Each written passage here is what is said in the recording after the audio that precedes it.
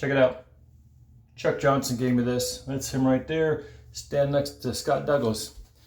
So last month I went to the Decatur swap meet looking for a good swap meet, and it was kind of cold. It really wasn't that great. Somebody told me to go to the Southwest swap meet, which is in Arlington, Texas. Well, no, I'm sorry, it's in Grand Prairie, close to Arlington. So that's where I'm going today. Hopefully I'll be able to find some truck stuff. It'd be great to find Ford Ranger stuff, but it just seems like you never do. But I don't know, maybe this swap meet will be bigger. We'll find out. Alright, this does not look like it's going to be any better than the one in Decatur.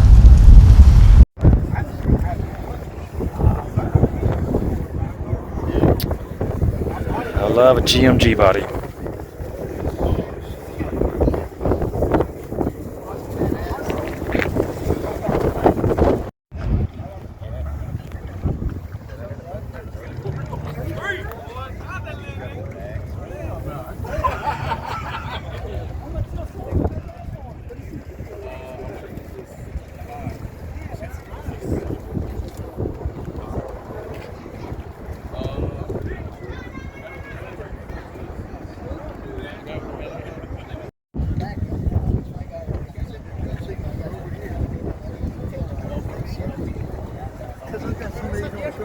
Ford, and they do. That's how they do on my birthday. This has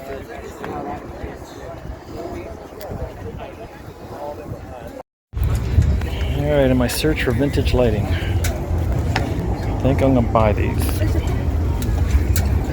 And these are Yankee. So these are like early 80s.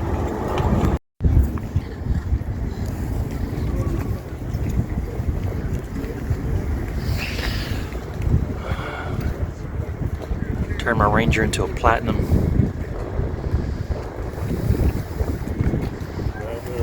For a roller rock, I can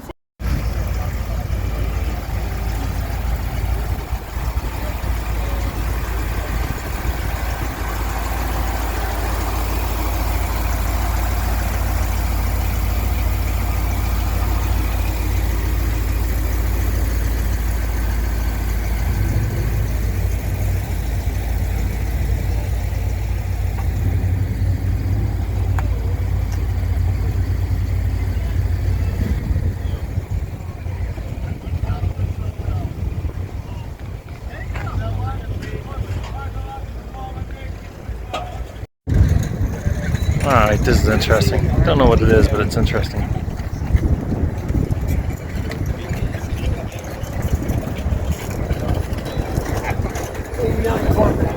Really? backyard built 6.5 weeks. And next Sunday I'll be right here, water crossing. Oh yeah? This whole parking lot. So it's a Corvette. Yeah. What's the cab? Chevy, old GMC pickup.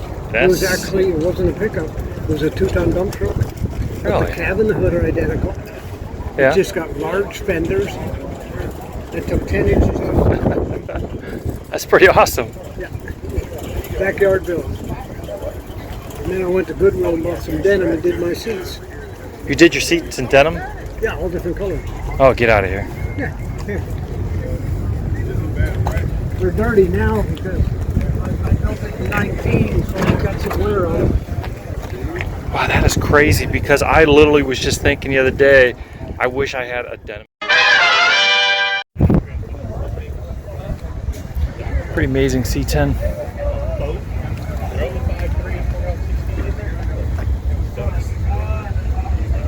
perfection.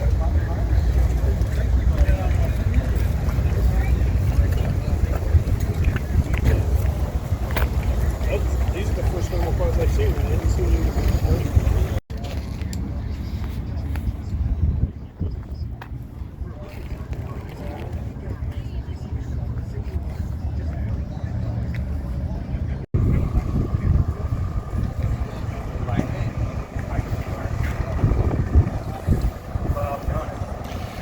I haven't seen mini bikes since the 1980s. Alright, so the Southwest swap meet wasn't as big as I'd hoped it'd be, but it was still a pretty good time. The guy that took the, I think it was an 89 Corvette, the guy that took the Corvette and put the GMC cab on it, that was pretty awesome. I mean, it's a backyard build.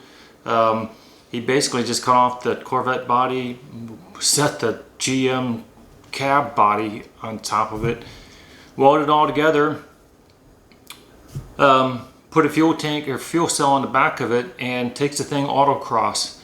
I think he said, oh man, the Corvette was like 3,500 pounds or something like that, and I think he says the this current setup is like 2,700 pounds. But he autocrossed that truck, and I have to imagine with the Corvette V8 and the Corvette suspension under that GM cab, that thing's gotta handle great. Like, it's gotta be a lot of fun to drive.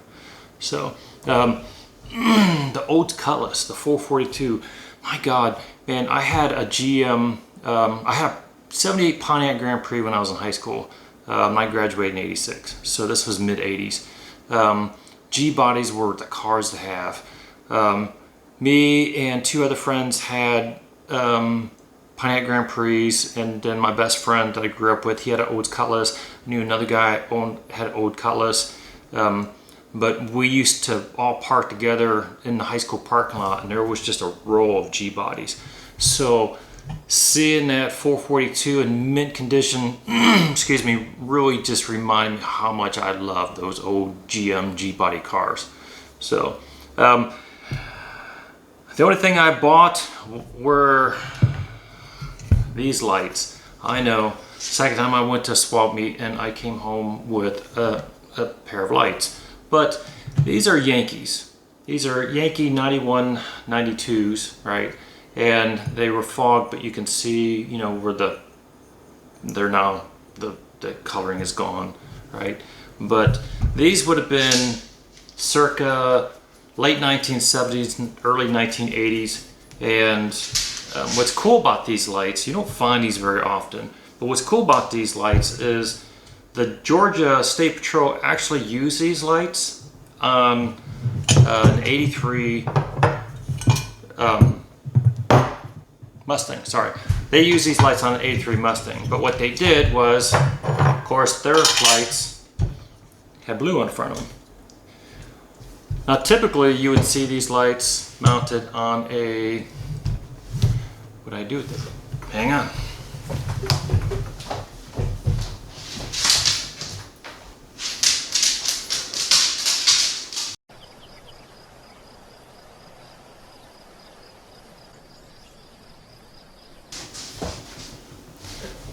Sorry. Typically, you see these round par 36 lights in rubber housings, kind of like the signal stat unit.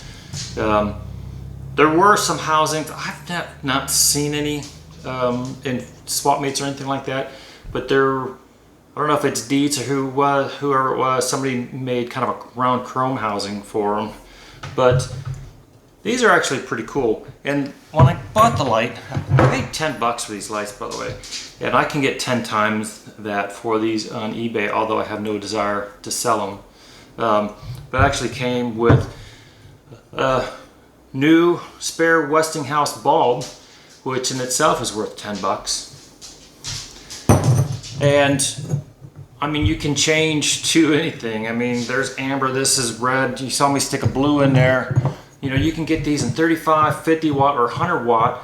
I mean, you could put a 100 watt aircraft landing light in there, but they're par 36 bulb. Par 36 is some kind of... Say it! Parabolic something reflector, right?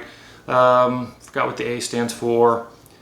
The weirdest thing is that the 36 is for every 1/8 inch. So if you take 36 and multiply it by 0.125 or whatever an 1/8 inch is, you actually come out with 4.5 inches. So I don't know why they're not just par 4.5s, why they're par 36s and you're measuring by 1/8 inch. You know, that's that weird American math that we do. You know, people talk about millimeters and, you know, the whole metric system and how weird all that stuff is, but the fact that we measured these by the 1/8 inch to come up with a 36, that's stranger to me. I mean, I would almost, if these were millimeters or something, that would make more sense. But again, I don't know why they're not just, you know, par 4.5 for a 4.5 inch bulb.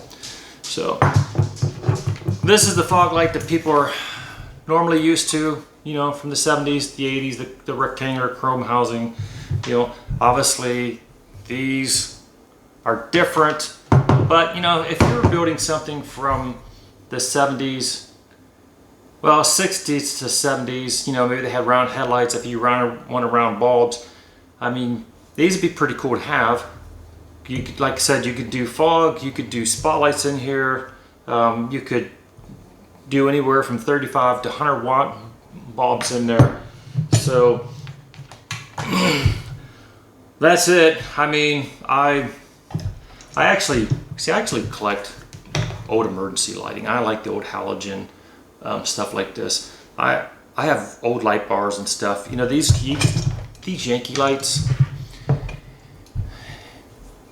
Yankee built Yankee built a lot of stationary lights, but they also built in the 70s and early 80s. They built emergency lighting. You know, fixed and rotating lights.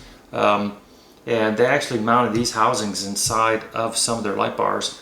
But like I said, Georgia State Patrol used these with a blue light in the front of them. But Yankee, let's see, Yankee, I think Yankee was bought out by Dietz in the end of the 70s. And then Signalstat bought out Dietz in 1990. But this company, I think they were called like the American Auto Lamp Company or something like that. They actually started in 1915, and at some point they started using the Yankee name.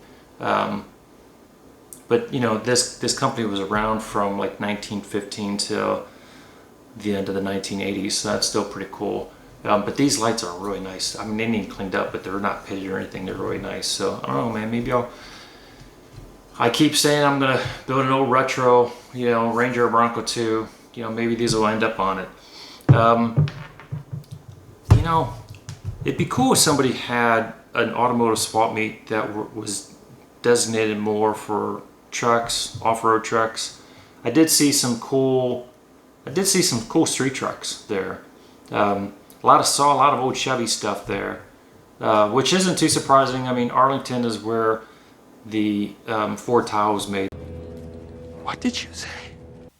Sorry, Chevy Tahoe. There's a GM plant there. You know, a lot of Chevy enthusiasts in that part of Texas.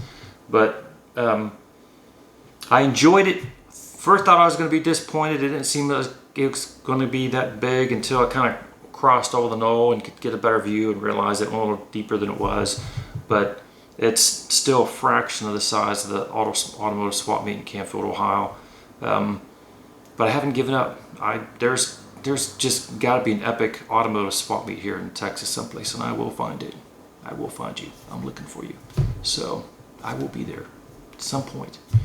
But thanks for watching.